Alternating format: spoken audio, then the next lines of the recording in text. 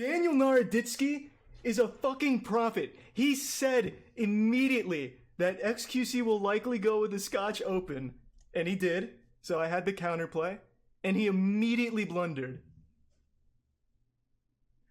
Well, that's gotta be a world record. Thanks for the fat 10 gift subs, Pikachu. My cock is throbbing. Throbbing!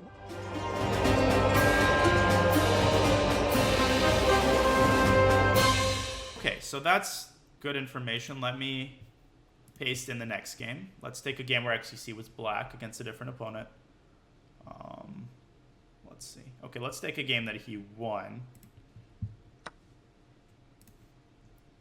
And he's definitely a 1e4 player, so that's... And let me know if you see the new game pasted in. Yeah, it just changed. Perfect. Okay, so XQC is with black here. He does play the Russian game. Okay. So, by the way, if he does this against you and you have white, do you remember what to do? This was Bishop moving up here. He did not play the Petrovs. Right, but do you remember... No, but that previous game XQC was white. Here XQC is black, and he actually does play the Petrov. Okay. So, do you remember the move against the Petrov here? His opponent plays d4, which is not the move that you should be playing if he plays the Petrov. Yeah, you push the pawn up to defend, right? Actually, you take the pawn. And yeah, I was definitely looking at a different game. Yeah, 100%. Oh.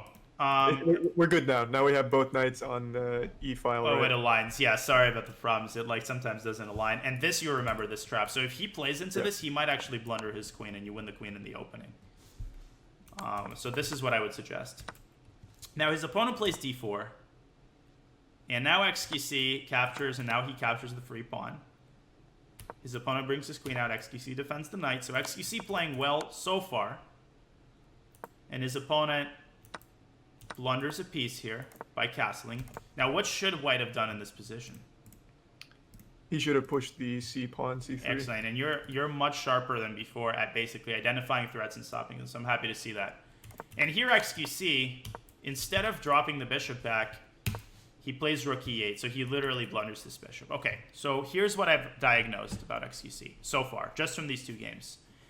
XQC sees, he sees moves that create a threat, obviously. So you see this move, queen f3, right? Mm-hmm. It's obvious that this move threatens the knight, but when his opponents play a subtle move that doesn't seem intimidating, XQC has a hard time understanding how the position has changed, and so he's very likely to blunder a piece. So what you need to be looking for are, and somebody's saying you might be black if you were white in the first game, so that might be possible. But what you need to try to do is make these subtle moves that create kind of a hidden threat, right? It cuts the queen off from the bishop. He might not notice that, and that's what happens here. His opponent wins back the piece. Does that kind of make sense? Yeah, that is very odd. Yeah. And his opponent now drives the queen in. Wow, white is attacking here, but XQC wiggles out of it. So knight b3 attacking the queen. His opponent playing perfectly well here. That king is super weak. XQC blundering pawns. Yeah, his opponent just had a great position until he blundered a queen in one move. So that's sad, that is a fucking sad move. So what should white have done here in this position? White can actually win another pawn here with a two-move sequence. Let's see if you can find it.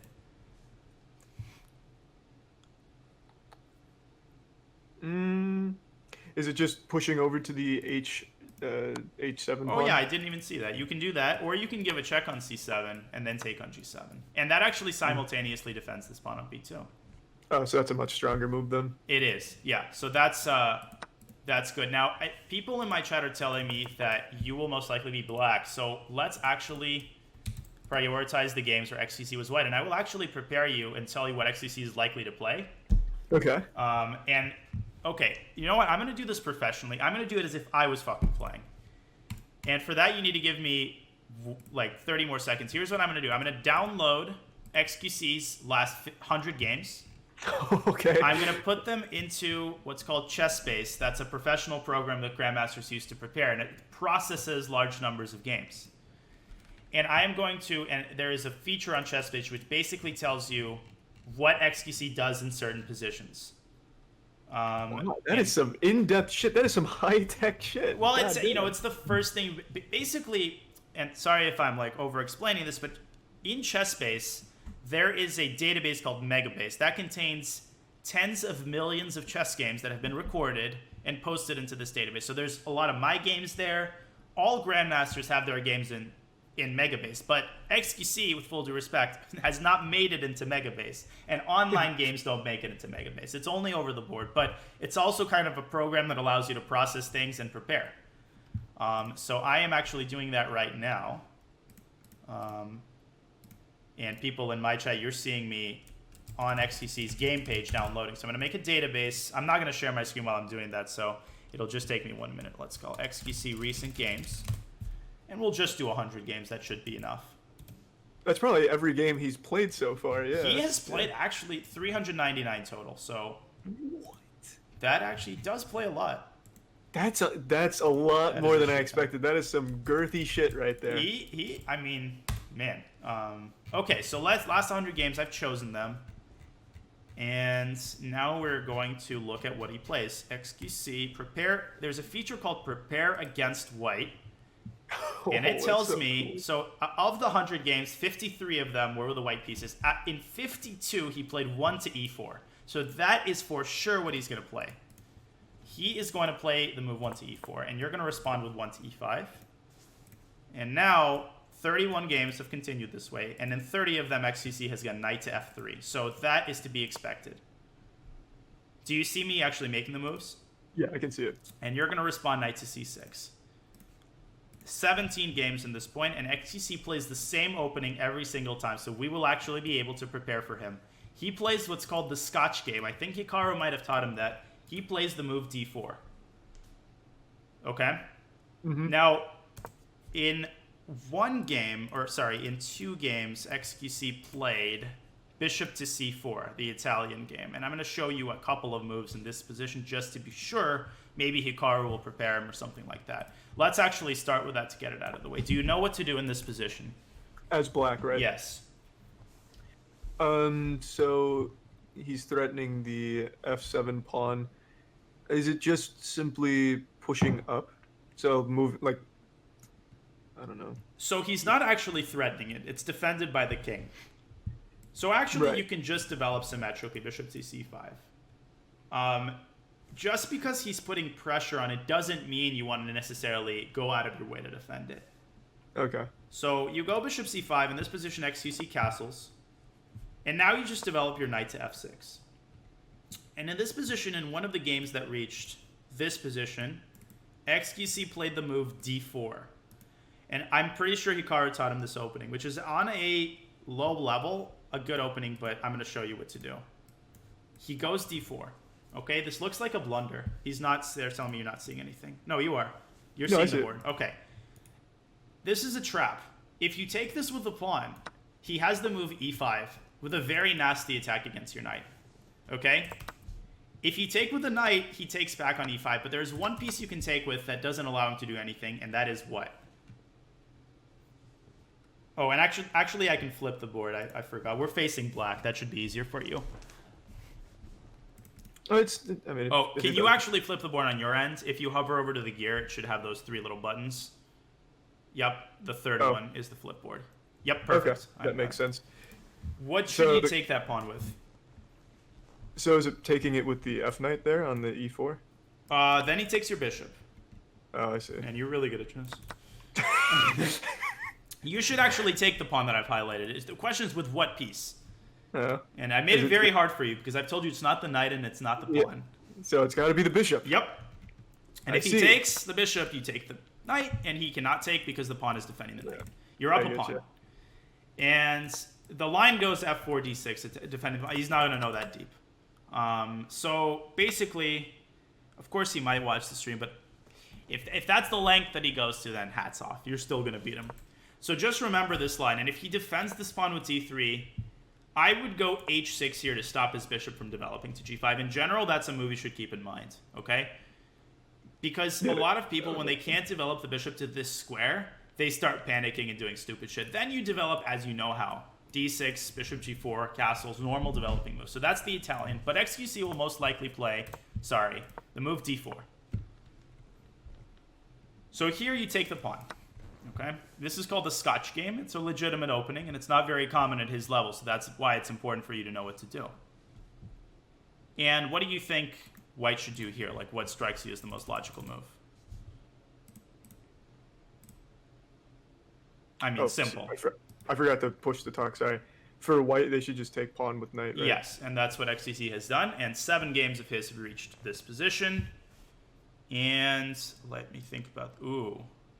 I actually have to decide what variation to show you that's going to be most likely. Okay, I know what I'm showing you. I know what I'm fucking showing you. That's what Okay, I'm going to give you 30. an option. 2 options. I can show you sort of the safe line, which is guaranteed to give you a normal, pretty decent position. Or I can show you a line that might allow you to score a very quick knockout. Yeah, give me that super aggressive shit. So the super aggressive shit is to move your queen out to h4, but you'll have to do some remembering. That's the one thing. And this is a bit of a gamble, because if he knows exactly how to react to this line, then the position gets very sharp. It's not a bad line, actually. And if you don't like it, I can show you the other line. Okay, so queen h4, what is the idea of this move? What are you threatening to take now?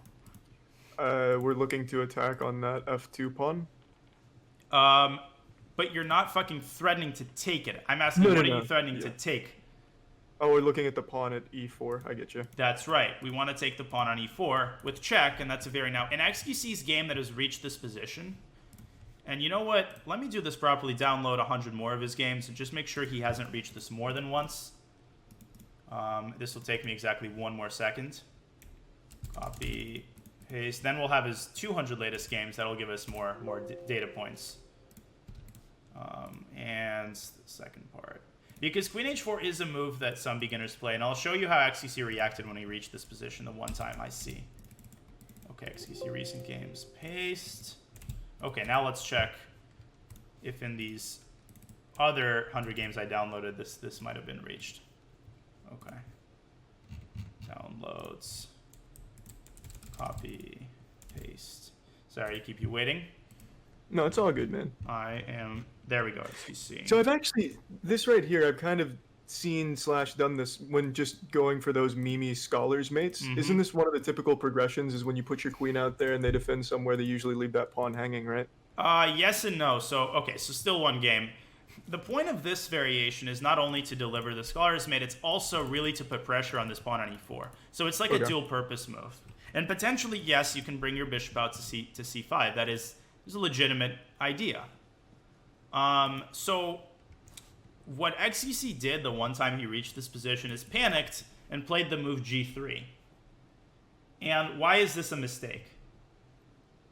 Well, it's a free pawn, but it's also showing his rook. He's now got his rook. Yeah, so the bad news is he can't defend everything with queen to e2, which is a move he did not find in the one time he reached this position. He played knight to e2, and after queen takes h1, he died a horrible death. Oh, yeah. So that looks gross. Queen e2 basically forces you to capture his queen, and then he can capture with his knight. And now you get an endgame where you're a pawn up and you have an overwhelming advantage, but it is an endgame, so that's sort of a possibility. But just because the queens are off the board doesn't mean you don't adhere to general principles. So you just develop your pieces, you castle, you put the rook on an open file, and you just develop all of your pieces. I mean, do you think you'll feel comfortable playing a position like this? And mind you, you're playing XCC, who also doesn't have experience in endgames. Yeah, I think this is something that I need to at least try in a game first to see how it feels. But on paper, that seems pretty standard stuff. So when I do take on e4, if they do block with the queen, the only viable option is trading them. There's no other way. There is unfortunately no other way. This line, if XCC finds queen e2, you have to trade queens. So if this is a deal breaker, I could show you the other line. It's not like the other line is a pussy line. I could show you what the idea is. And the other line is to play bishop c5 here. Develop it and attack the knight. And after he takes the knight, you capture the knight. And you actually get a very strong bishop here. Then you develop your pieces normally. I'll show you the ideas in this position as well. Do you have sort of an instinct about what you want to do out of these two things? Because the way XQC reacted to this line is also really shitty. I always do prefer like the aggressive approach. It's just the trading queens that early is something I feel might fuck me up. Okay. If And it comes to that. If he doesn't play that queen, then that's gonna feel like some big dick like moves. I just feel like right. knowing me, I'd probably panic as well. This is also kind of a big deal. So let's stick with bishop c5. You know what? It's safer. It's more fundamentally sound. You'll feel more at ease. That would be my instinct. So XQC had this twice. Okay, now the first time he played c3. And this is a big mistake because instead of developing his pieces, he's guarding the knight.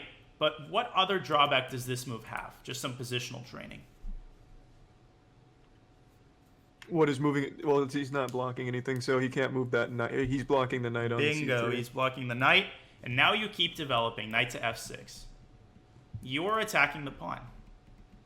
And he probably already in this position has to take your knight on c6. Now, which pawn do you take the knight with? You take it with the b pawn to free up the bishop. Yeah. So people in my chat, by the way, are asking me to show you a different line where in this position you play queen to f6. You actually don't capture the knight. And really? This threatens checkmate in one. So there is a possibility XQC will miss this mate. But if white knows what to do, again, he plays queen f3, and you have to entertain the possibility of going into an endgame. You can take the queen with a knight, but that's just not a great line. So it's too risky, I think. I think XQC might find that move. So I would not do that if I were you, unless you feel like XQC might blunder mate. I was actually Googling like ways to make Scholar's mate more efficient, and I really do feel like this could get him. But if he pushes pawn up, is that position where my queen is? Like where my queen is there? Is that a better position, or is that still just not even worth? So you can play this, yeah. This is a good move. Now knight f6 is probably the best move. Queen f6 is a very decent move because he might take your knight. That's actually possible in this mate in one. Imagine what that would create. The problem is, again, if he knows what to do, he plays bishop to e3 here, then queen f6 is a slightly inaccurate move. We basically transpose into theory. But I would, you know what, why don't you risk it? I would just risk it. I like that, yeah. And if he goes bishop e3, there's one thing I want you to remember, which is that you see your bishop is undefended and unprotected. Can you move your bishop to a square so that it's much better defended by your pawns? Yeah, just drop it back to b6. Drop it back to b6. Now, the queen's blocking the knight's development, but that's okay because where can your knight actually develop itself to? The e7. The e7 square. Now, could you tell me this? Let's say he develops and castles, and you castle, and he develops. Now, it's already hard for him to develop. He's probably going to take your knight on c6. Interesting question. What do you think, keeping in mind the fact that you want to develop as quickly as possible, which pawn should you take the knight with? That should be the D pawn, right? That opens the file and opens the bishop. And you're just sharp. Just everything is correct. You're opening up the bishop. Now this queen could then park itself on g6 and skewer the king and attack the pawn. The queen belongs on g6 here. And I'm telling you a lot. You can obviously review this on your own as well. I know I'm giving you a lot of information here. So queen f6 is an excellent move here if he plays c3. Now if XCC takes the knight, are you still in the mood to play queen f6 here and risk it?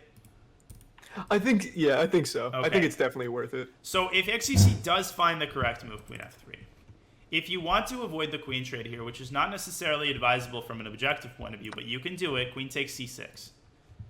And now if XCC develops the knight on c3, do not play the move d6 to develop your bishop. Why? That traps my queen. Yes, bishop b5, exactly. So that's something you should remember. I would actually put the knight on e7 here so that your queen has the possibility of then jumping out to g6. You know, XCC will develop. You guys will both develop. And here, this idea that you like a fianchettoing your bishop, I like it here because the bishop occupies the long diagonal and potentially will skewer the queen. And then you can reroute your queen to g6 and start kind of attacking. And we can practice these positions a little bit more. But that's sort of the basic idea. What other moves could XCC play in this? And people will be so impressed that you know this theory, trust me. That's good. That's what it's all about. I don't even care about winning as long as someone's impressed. Exactly. Who cares about the result? Now, what if XCC plays bishop to e3? What comes to mind here? Well, now I need to protect the bishop, right? Because it's hanging. Right, but you can also do what to ruin his pawn structure? could just take with the bishop. Take the bishop. He's got to take with the pawn. And now, again, I would take with the d pawn, opening up your bishop. So when you can take with the d pawn and develop along the scheme. The problem with queen f3, the main move in this position is actually to take the knight but with the pawn, but that allows the queen trade. So because you want to avoid the queen trade, that's the move I'm advising you to play. Okay. I mean, I'm not totally against the queen play. I guess if I can get enough games under my belt where this happens. Well, clearly you're against the fucking queen trade, so shut the fuck. Just kidding. Yeah, I know. I know what you mean, though, and I actually agree with you. I think even if it means making a slightly inferior move, you're a better tactical player. So even that, it's a better cost benefit, I would say. You know. But I understand what you're saying. We'll try to get some more practice shortly with the queens off the board. Just in general, it's a good idea. Okay, so what else is there in this position? If bishop to e3, then you actually can play queen f6, transposing into the line we just looked at. And if XQC takes the knight, can you remind me what you do in this position? Yeah, you take with the b pawn. Are you sure about that? This Jesus, inspires yeah. confidence in me. Immediately forgot. Yeah, take bishop. Take the bishop, then take the pawn with a d pawn. Yeah. Yeah, opening up the bishop. So everything you said there was wrong, but that's okay. Yep. And also remember, hanging pawns, hanging pieces. Always look at what's hanging here. XCC might blunder this pawn. And that's a disastrous pawn because he might go on to lose his rook. So that's the key that's going to win you the match, is this. So queen to f6. He might also... I don't know what he's going to do. I don't want to spend too long speculating, but the key is to remember queen to f6. And if he plays pawn to f3, then he's never going to be able to castle. The key is then to prioritize rapid development of your pieces. So that's sort of the rundown in the opening. I don't think there's anything else he can throw at you in terms of opening traps that will really scare you that much. So what we can actually do, we can look at more of his games to look at his weaknesses, but I've kind of gotten a sense of how he plays. He's learned the principles. He will develop his pieces. He will castle, but he will make a lot of blunders and he will do stupid shit. Like he will occasionally start moving his pawns. He'll fall in love with some idea. So as long the person who sticks to the principles better will win this game. Is that sounding reasonable so far? That sounds about right to me. I mean, that's what I did with Hutch. Fundamentals until the very end. Exactly. And you got a great position. Fundamentals, not missing blunders. Well, that's a tall order for you. But yeah, there's a couple things we can do. You can jump back into the pool and get more practice in general. We can practice this specific position where we can practice, for example, let's say this position. I can basically ask someone in my chat to challenge you who's rated approximately XCC's rating. I'm sure we can find someone. And we can sort of zero in on how to play these positions. And he will, I'm sure, graciously play this out. Or you can jump just back in the pool, or we can do more training. What floats your boat? What do you have the Jones for? I say we go in blind, see what someone like Balreet or Seklalarji plays. Let's do it. I like it. I'm going to follow you. And... yeah, I'm still following you, so you can jump right into the pool. All right, hold on 1 second. I got to go say hello to my girlfriend. I'll be back in just a minute. I'm going to fill up my water, too, so... oh, actually... I'll be right back, guys. I need to run to the bathroom.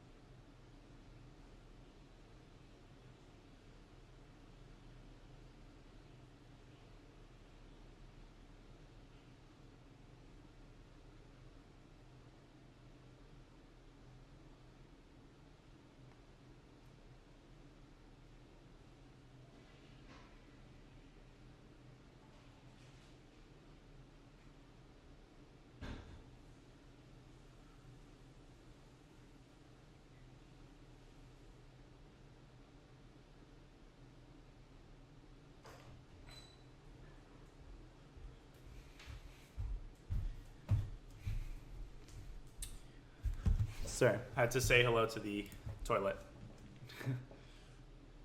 Okay. Thank you guys for all the compliments. I'm sorry I haven't acknowledge you guys, but thanks to everyone who's watching. I hope you guys are enjoying. And thanks everyone for all the subs and all the support. Really appreciate it, folks. Okay.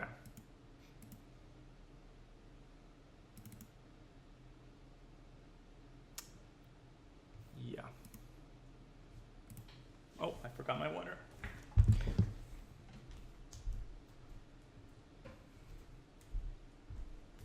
Oh, thank you, Coco. Appreciate it. You guys are very sweet.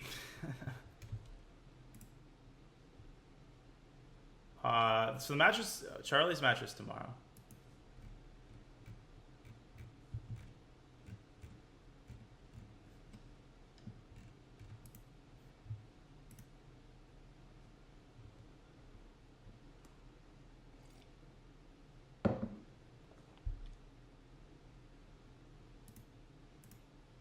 Yeah.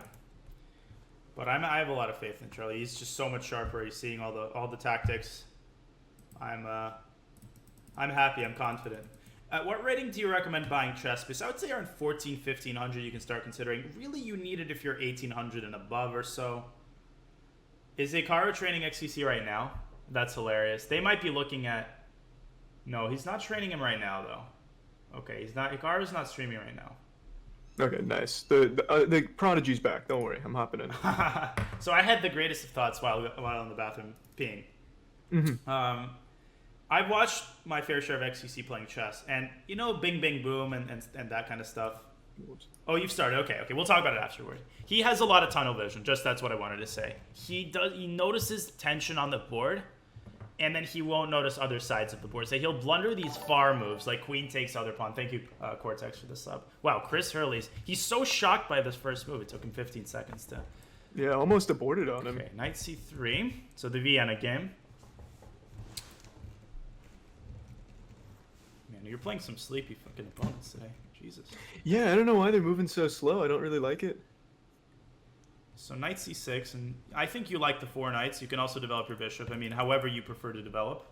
I typically like to move bishop out, to be honest.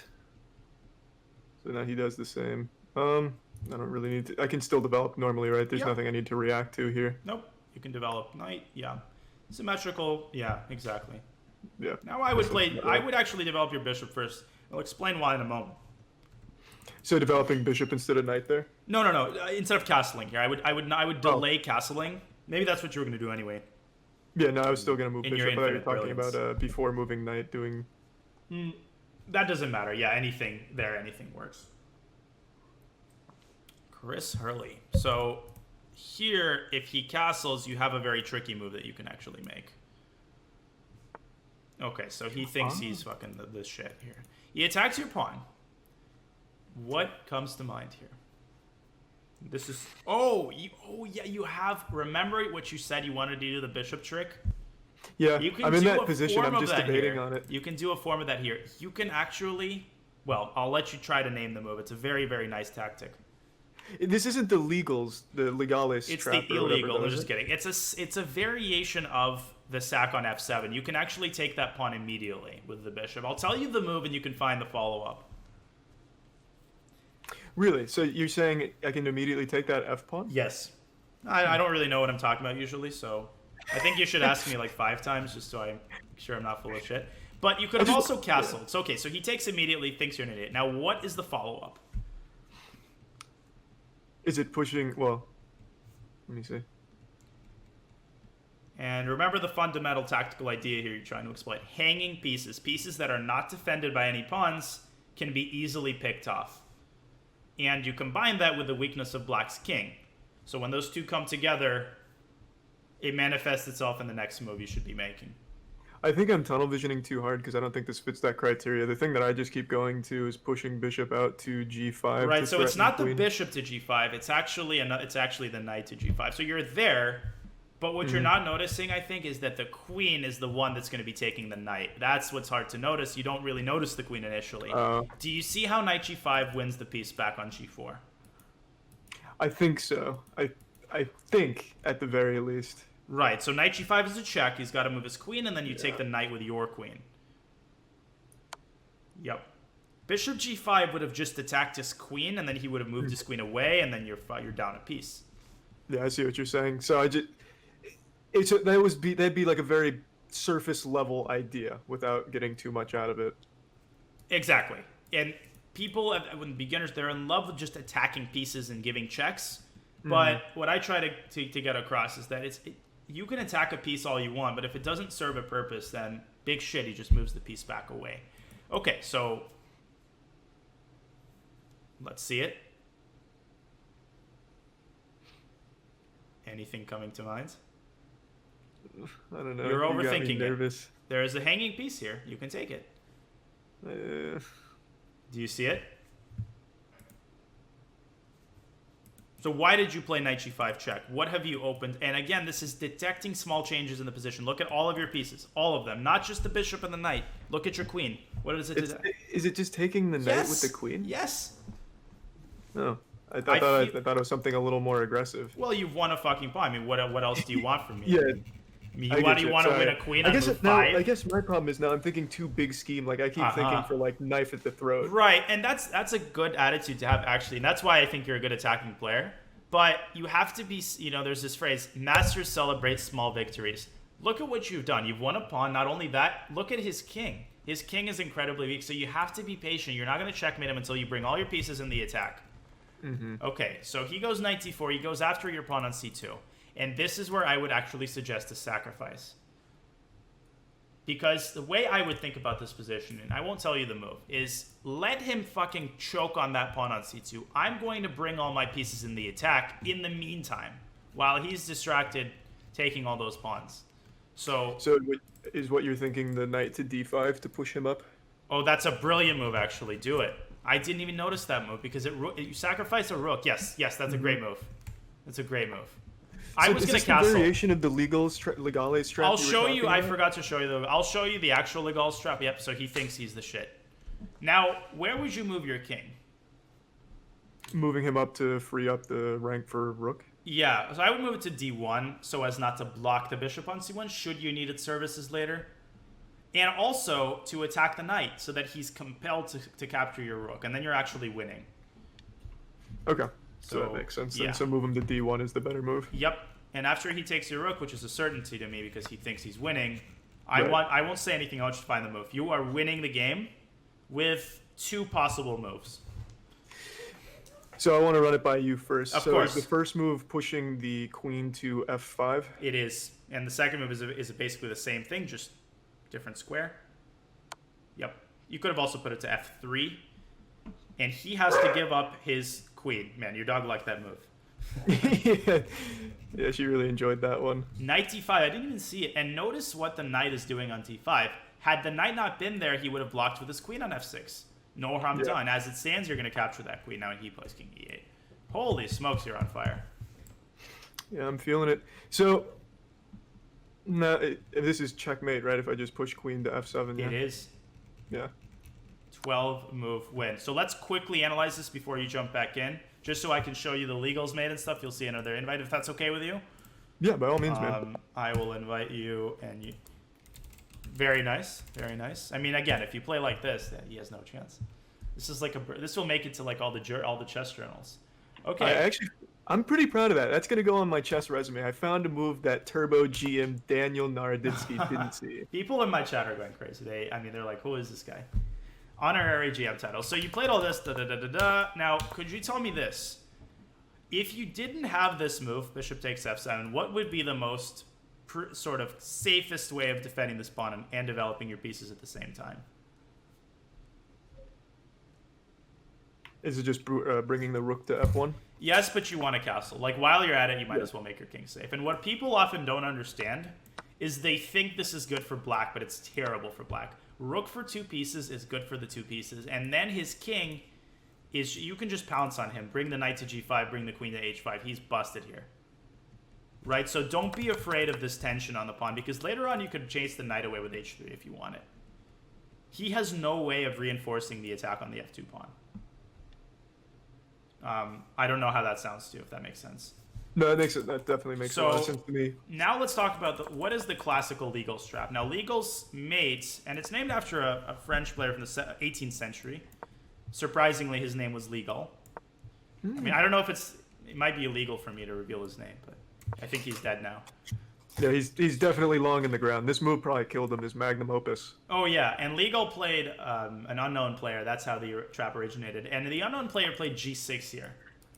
In this position, to fianchetto the bishop. And here, Legal initiated Legal's mate. Maybe you can tell me. That is the move you wanted to play initially. You can play it here. What is it? Yeah, that's what I was thinking. So with this, you push the knight here. Yes. Give up the queen. And now what? Yes. Checkmate. Yeah. And there's many variations of this line. I mean, there's many ways that black can fall into it. Black has many ways of not falling into it, one of them being knight to f6. Could you explain to me why Legal's mate is not possible here? And I'd like you to name both reasons here, just as a tactical kind of exercise. Because the knight will defend, so if I give up this and he takes that, and then I come here, this is a force move, but then he can take this, right? Precisely. That's the main reason. And in this position, he can even do something simple and cut the nuts off Legal's mate. There's no Legal to deliver the mate with here if he does that. Yeah, it's just taking this. Yeah, taking the knight, and the knight's defending the bishop. Now, he couldn't have done that here because, well, he should, but then you take the bishop and you're up a pawn and you've got all the advantages of your position here. Right. So, yeah, so that's Legal's mate, and here, I mean, you can't do anything of that nature, but it's a similar tactic. You take on f7, draw his king out, and win the knight. And yeah, okay, that makes sense. Had he played the move d6 here, what would you have done, just out of curiosity? I would have dropped queen back to f3. Yes, with check, or you could have dropped it even to d1, then castled, and then opened the f file. We'll talk about that in a second. So you played knight c4. Now, the move that I had in mind was simply to castle. And knight takes c2. Okay, if you want to see the real five-head move here, like, real five-head move, how would I think about this position? Now, I feel like you're tempted by to give a check here, right? Initially, yeah. The problem is he blocks with the queen, and that's why knight c5, your move, was so brilliant, because then it guards the pawn. But the way I would think about this is, imagine if the f2 pawn that I just highlighted disappeared from the board. It was gone. Do you see how much that would benefit your attack? Oh, it'd be huge. Yeah, I have a whole file on king rook. side. I mean, you just tear him to bits. Could you devise a scheme to try to open up that file? And it doesn't have to be one move. It can be 3 moves. But do you see any way of opening that file? I mean, the simplest one would just be, well, I can't push the pawn up since the bishop's got it. So you're almost there. You thought that's the right way to start this. The pawn is being pinned by the bishop. How do you unpin yourself? I get it. Yeah, you just block with the d pawn. Well, then he takes the d pawn, and we're in the same situation. Oh, wow. Yeah. And it's a very subtle move. Well, thank you for finally saying something true. You block with the bishop. That is the best move. Bishop e3, and then if he takes, you open up the file. Right. You could also, this is like 6-head, king h1. This is like a GM level move. Unpinning yourself with the king, it looks like you're full of crap because he'd give up the rook, but after f4, now probably black is fine here if he defends like a computer, but he cannot stop you from opening up the f file. So king h1 would be a move that like a grandmaster would consider. But it makes perfect sense. You just want to play f4. I can't do it. Why? I'm pinned. Let's unpin ourselves. But bishop e3 is even better because if he takes the rook now, what can you do? You take the knight. Nope. Don't take the knight because that would actually be that would be cross purposes because then your rook would not be able to occupy the f file immediately. So do you just take the bishop then? First take the bishop. Maybe this is a little bit complicated. He goes d6 to attack your queen. That's why I actually like king h1 here. And then f4. So that would have been good, but instead you played this move. He should have probably chased your knight away with c6. Instead, the XQC would take on c2, take on a1. This is called setting a trap, and this is what I'd like you to try to do on the knight. Because if you're able to tempt him into thinking that you blundered something and you see ahead, that's like the shortcut to winning the game. Right? I don't know if... Did you see that he can take your rook? Well, yeah, I got... And you got... That's awesome. And that's exactly how you win the game. And here he should have given his queen up, but you're fucking him here anyway. This was a great game. It would have been nice. All right, so hopefully you'll get black in the next game, so we'll be able to practice those types of openings. So, out of curiosity Yes. then, what I saw with the knight in d5 was looking at a checkmate. I didn't even consider the queen pushing up and how it defended that. So how would you, when I pointed that out, how was that one of the first things you saw? What was like something you considered? Well, it's really I go from first principles. There's 3 ways of dealing with a check. 3 and only 3 at any given check. Number 1, moving the king. Number 2, to capture the piece that is delivering the check. Number 3, blocking the check. I don't consciously go through all 3 and ask myself, can the piece be captured? Is there a way to block the check? This process occurs subconsciously, but for you, it is worth asking yourself the 3 critical questions. And if you ask yourself, can he block this check? My guess is you would then see queen f6. And then you have to evaluate, is this a reason not to give the check, right? Mm-hmm. Here it's not, but my advice is most people around your level, they see a check and they actually miss ways of blocking the check. That's not something that comes naturally. You kind of assume that the king has to be moved, as the great Chris Hurley did. Right, yes, Chris Hurley, the household name of chess. Yeah. Right, of course. At every dinner conversation between grandmasters, the name is mentioned. He's author of multiple manuals on how to deal with checks. Actually, Hurley's methods of disarming a check. But the book is empty, sold out immediately. But yeah, so literally ask yourself: can the check be blocked when you're giving a check? And am I defending the blocking square? So here, that's the idea of knight d5. That's why I was so impressed by that move. Because you're thinking ahead to the point where the knight guards that square on which the check can be blocked. Nice. Okay, cool. So hopefully that makes sense. But 12-move game, I mean, hard to do better. I'll take that. A speed run. I'm going for I want to hit at least 800. I think you should go for 3,000. I mean, that's not a very impressive rating to begin with.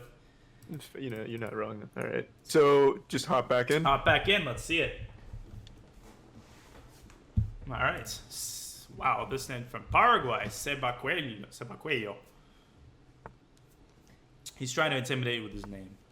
Yeah, I see that. It's not going to work. Let's hope he plays the Scotch. That would be pretty cool.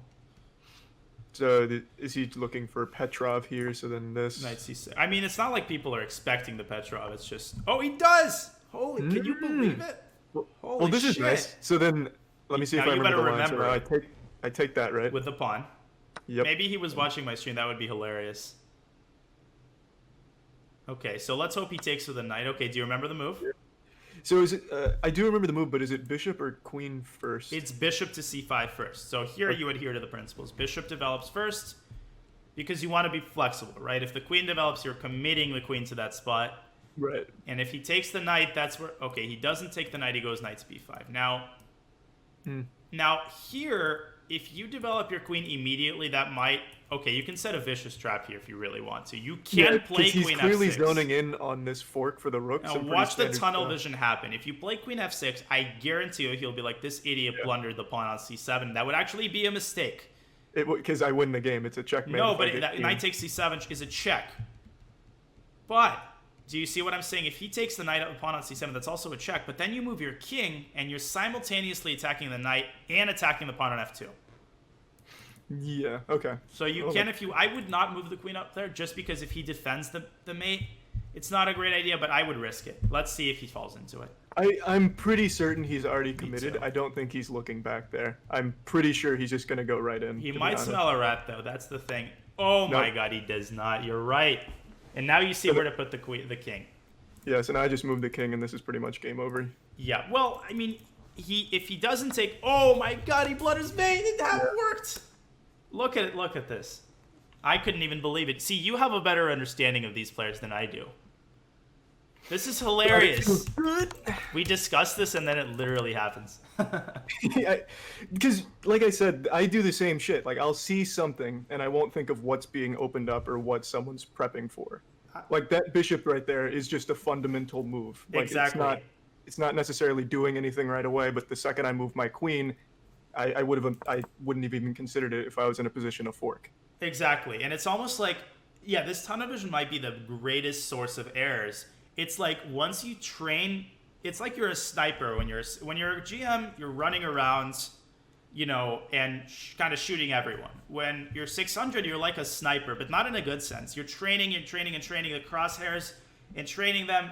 And then you see the target and you shoot the target, but you have no clue about the 10 people that have approached you from behind. Yeah, I'm coming around for that backdoor reach around every single time. So you need to find those moves against XQC. How can I convince him that I've blundered? He'll be like, bing, bang, boom, I'm taking the rook and winning. Oh, checkmate. Yeah, that's, oh my god, I would nut so hard if that's how it transpired. And so it will, I think.